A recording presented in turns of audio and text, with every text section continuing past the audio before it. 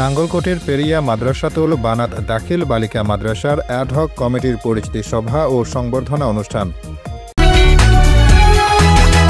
দেশ বাংলা নিউজ 24, সময়ের সাথে তারুণ্যের পথে। কুমিল্লার নাঙ্গলকোটে পেরিয়া মাদ্রাসাতুল বানাত দাখিল বালিকা মাদ্রাসার অ্যাডহক কমিটির সভাপতি হামদুল্লাহ আল মেহেদী ও সদস্যদের সংবর্ধনা অনুষ্ঠান ও পরিচিত সভা রবিবার সকালে মাদ্রাসা মিলনায়তনে অনুষ্ঠিত হয়েছে।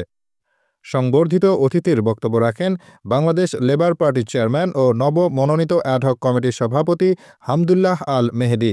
ডা. Jubaida Hanan school and college সহকারী অধ্যাপক শাহজাহানের সভাপতিত্বে প্রধান অতিথির বক্তব্য রাখেন আইএফএস পরিচালক এস.এম. আমিনুল হক মাওলা। প্রধান বক্তা ছিলেন পেরিয়া ইউনিয়ন পরিষদ সাবেক চেয়ারম্যান সাংবাদিক শহীদুল্লাহ মিয়াজি। মাদ্রাসা সুপার মাওলানা নুরুন নবীর সঞ্চালনায় বিশেষ অতিথির বক্তব্য রাখেন বাংলাদেশ জামায়াতে ইসলামী নাঙ্গলকোট পৌরসভা আমির হারুনুর রশিদ, অভিভাবক সদস্য মিজানুর রহমান, পেরিয়া ইউনিয়ন যুবদল সাবেক সভাপতি আমিনুল ইসলাম ভুট্টু, স্বেচ্ছাসেবক দল আহ্বায়ক মনু মিয়া, সাবেক অভিভাবক সদস্য মুজিবুর রহমান, দাতা সদস্য ডাক্তার আবু তাহের, সমাজসেবক মোজাম্মেল হোসেন, আবুল হাশেম মজুমদার, ছবির আহমেদ সহ অনেকে। অনুষ্ঠান শেষে অ্যাডহক কমিটির নবমনোনীত সভাপতি হামদুল্লাহ আল মেহেদী ও সদস্যদের ফুলেল সংবর্ধনা দেওয়া হয়। তোমাদের মধ্যে অনেক বোনেরা কিন্তু শহীদ হয়েছে, তাই না? এক শিশু, কোলের শিশু, 5 বছরের, 6 বছরের, 7 বছরের, 80 বছরের কিন্তু মহিলা পুরুষরা কিন্তু শহীদ হয়েছে। আজকে যদি 5 আগস্ট এই বিপ্লব না হতো তাহলে আমার মতো হারুন এসে এখানে কথা বলা আমার পক্ষে মোটেও সম্ভব না। পক্ষ থেকে আমি প্রথমে অভিনন্দন এবং শুভেচ্ছা জানাই আব্দুল্লাহ মেহেদী ভাইকে। তিনি অত্যন্ত পরিবর্তনশীল, চিন্তাশীল মানুষ। আশা করি তিনি এই মাদ্রাসার দায়িত্বে আসার পরে এই মাদ্রাসার একটা পরিবর্তন আসবে, ঠিক কিনা?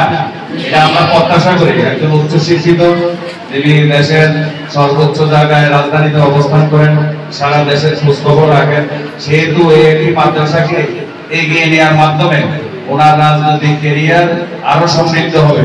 যদি এই মাদ্রাসা যদি উনি পরিচালনায় ব্যর্থ হন অথবা এটাকে উন্নতি করতে তিনি যদি ভূমিকা নিতে কোনো না পারেন তাহলে দেশব্যাপী চিন্তা ব্যর্থতায় পর্যবেসিত হবে। এর জন্য আমি মনে করি উনি একজন চিন্তাশীল মানুষ, উনি বিচক্ষণ মানুষ, চোখ কান খোলা আছে, দেশের বিভিন্ন জায়গায় তার হাত আছে। এই প্রতিষ্ঠানকে এগিয়ে নেওয়ার জন্য যে একটি চ্যালেঞ্জ গ্রহণ করেছেন, সেই চ্যালেঞ্জে তিনি কি হবেন? বিজয়ী হবেন, আমরা প্রত্যাশা করি, ঠিক কিনা?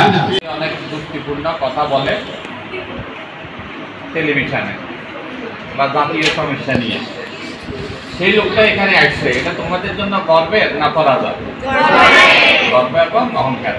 এখন তোমরা দোয়া করো যাতে উনি প্রতিষ্ঠানের জন্য ভালো কিছু করতে পারে। আরো যে বিষয়গুলো আছে, হুদাইবিয়ার সন্ধি যখন হয় তখন অনেকেই মনে করছিল যে আমার মুসলমানদের মনে পরাজয় হয়েছে, কিন্তু দেখা গেল যে পরক্ষণে ভবিষ্যতে কিন্তু এটা মুসলমানদের একটা বিজয় ছিল। তা আমরা যখন কিছু কাজ করবো, আপনারা ওই যে ডক্ট্রিন অফ নেসেসিটি একটা কথা আছে, পাকিস্তানের প্রধান বিচারপতি বলছিল যে পরিস্থিতির আলোকে সিদ্ধান্ত। আমরা চাইবো যে মাদ্রাসার উন্নয়ন, মাদ্রাসার লেখাপড়া, আর মাদ্রাসার ধরেন কোনো দোষ ত্রুটি যদি কোনো শিক্ষকদের হয় তাহলে মাদ্রাসার রেজাল্ট ভালো হলে এটার সফলতা তো শিক্ষকদের।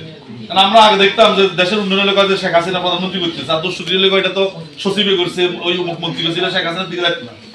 দোষ যাদের হইব সফলতাও তাদের। তো আমি ওই কত মিটিংয়েও একটা কবিতা বলছিলাম আল মাহমুদের, যে কোনো এক শুভ শুক্রবারে রাত্রি শেষে মৃত্যুর ফেরেস্তা যদি এসে দেয় যাওয়ার তাগিদ, এলোমেলো আলো অন্ধকারে ভালো মন্দ যাহাই ঘটুক ইহা আমাদেরই। এটা বাংলাদেশের প্রথম মহিলা মাদ্রাসা, সরকারিভাবে 1/1/1974 সালে প্রতিষ্ঠিত। দেশ বাংলা নিউজ 24, সময়ের সাথে তারুণ্যের পথে।